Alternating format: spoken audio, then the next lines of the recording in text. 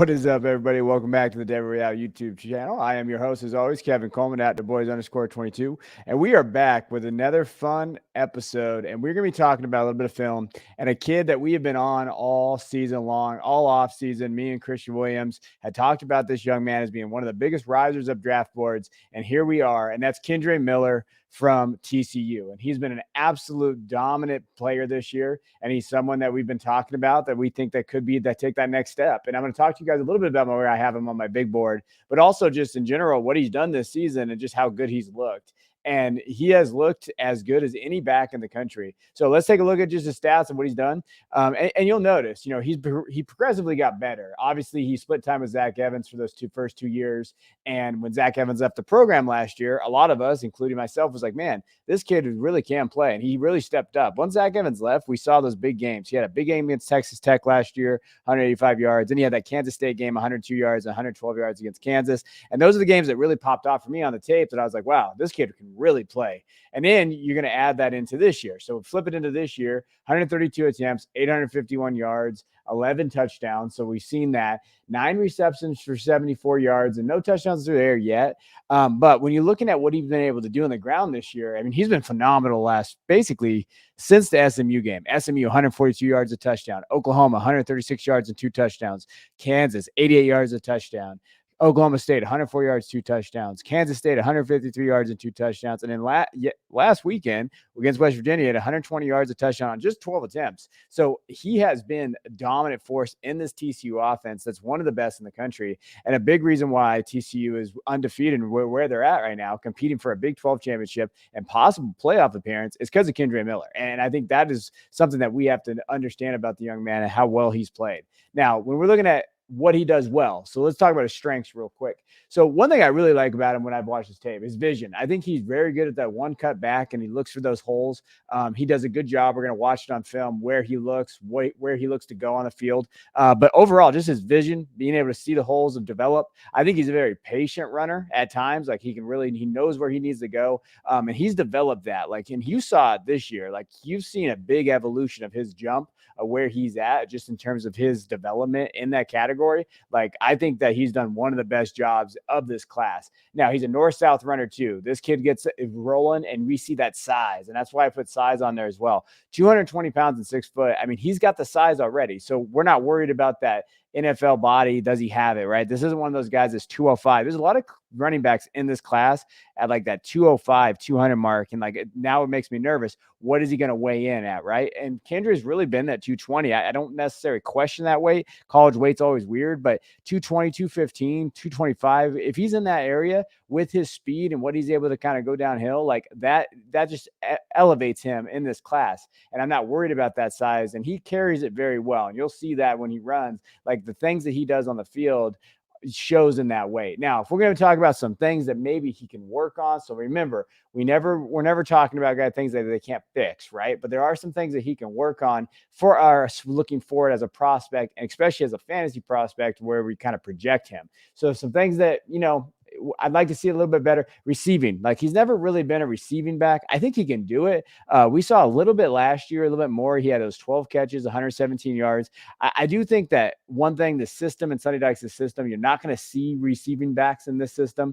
They don't really utilize that very well. You'll see him throw the ball downfield. So we're not seeing that. From the little things that we saw on tape, though, from what I've seen the last 2 years, he can do it. I just want to see more production from it. Now, on top of receiving, his pass blocking needs a little bit of work. And when we've seen this, I've seen him get his quarterback hit a few times. And when you're looking at what he's been able to do on the field, I think that he's got to develop that. And that's usually most of these running backs. Like that's something that they're going to develop to the next level. I'm not really that worried about it. But those are things that right now we see like, hey, we need to see a little bit better there. Now, I think the other thing is agility in the open field. I think he has it, but he's more of that downhill north-south runner like we've seen on tape, like we're going to watch on tape here in a minute. And he doesn't necessarily have that agility to break in the open field. Now, not saying that he can't do it, because he has moments on tape that you see it, but that's not really his game, in my opinion. So when you're looking at that second level stuff, will he have the lateral quickness to make those moves? Probably. I think that he can get there. I think when he gets taught a little bit, I think there's some teaching that he needs done. Pad level as well, like he can run a little high. I think that was one of the things I read about with the scouts too. They talked about his pad level. I think it's improved, especially since his freshman year. So I do think that like a lot of these things that I'm talking about have improved. And that's the fun thing about him, is like, I don't even know if we've seen Miller's ceiling yet, right? So when we're watching the tape and we're just going over here. So this is a recent game, and this is his big run, breaking to the next level. Like, this is his speed. So just real quick, sees the hole, hits the hole, and he's going to go downhill. Like, those are the things like you're excited about. Like when I'm watching him play, you're like, oh, okay, he can hit that hole, he goes to that next level. Not, that lateral agility, I don't know, but his size allows him to do this. Like, he's a red zone threat through and through. Like, every tape that you see it here, he's going to get into the end zone. And like, that's what we like as fantasy managers, because if we're talking about red zone, we're talking about points. Again, here, sees the hole, able to go downhill. He's not going to waste any movements. And I think when we're looking at strengths, he's not going to waste any movements. He's going to go straight downhill. He's going to get to his target. And that's where I question that agility. All right, where's that agility, right? Now, again, reads his blocks really well. Like, this is one of his best runs that I saw these last couple of weeks. Just kind of diving into it more, obviously watching him. But you'll see it here. Again, sees the hole, follows his block, able to read right off his block, has the speed and strength to get through that against Oklahoma. And in that game against Oklahoma, he really had one of his best games of the year, 136 yards and 2 touchdowns. And he's able to shed tackles. That's his game right there. And then you'll see him drive his feet. I mean, he's one of the best drivers of the ball in terms of where he's going. Now, there's that lateral agility. So he does have it. I mean, that was a really bad over pursuit by that safety from Oklahoma, but he does have the lateral agility, right? Like, I just don't know how much he has that every time. But you'll see it here. He's got vision. He's able to bounce to the outside. He turns the corner. Like, he does a lot of things well. Now, does he have that lateral go? Look at that. Okay. He breaks those tackles, and you love to see that from him. Obviously this is these games that we're watching a little bit from last year as well, just to kind of show you, because I wanted to show you the receiving ability there. You see him catch with one hand. Like, he did that pretty well last year. And again, you'll see it here, coming out of the backfield, dump off. And this is the things that, like, he has it. He just hasn't done it this year in this offense, but he can do it last year. Now, I don't know how limited that route tree is, right? So when we're talking about, okay, where's that route tree at now? This is what I was telling you about with his pass blocking. Like, we got to see better than what he did here. Like, he just completely gets blown up off the case, puts his hands up. He's like, damn it, looks over the sideline. My bad.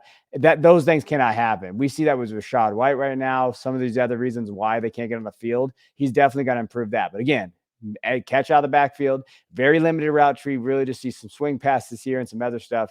But those are the things that you like to see. But then what's one of his best runs, and we've seen an improvement here. So his pad height's pretty high in this one. If you watch the earlier films, like, he did a lot better there. Now let's talk about some outlook for Kendre. Like, what can he do? So when you're looking at just overall, like, I was looking at my big board. So he started in the 3rd round of my big board for the super flex for the 2023 class. So big board meant guys that are eligible, draft eligible next year. Where do you have him at? And for me, like, he was in that bottom 12 in the 3rd round, but that was higher than most. Now he's moved up. He's my number 15th ranked player that is draft eligible. So we're talking about running backs. Basically, he's in that tier of running backs: Sean Tucker, Corum, Zach Charbonnet, Miller, Tank Bigsby.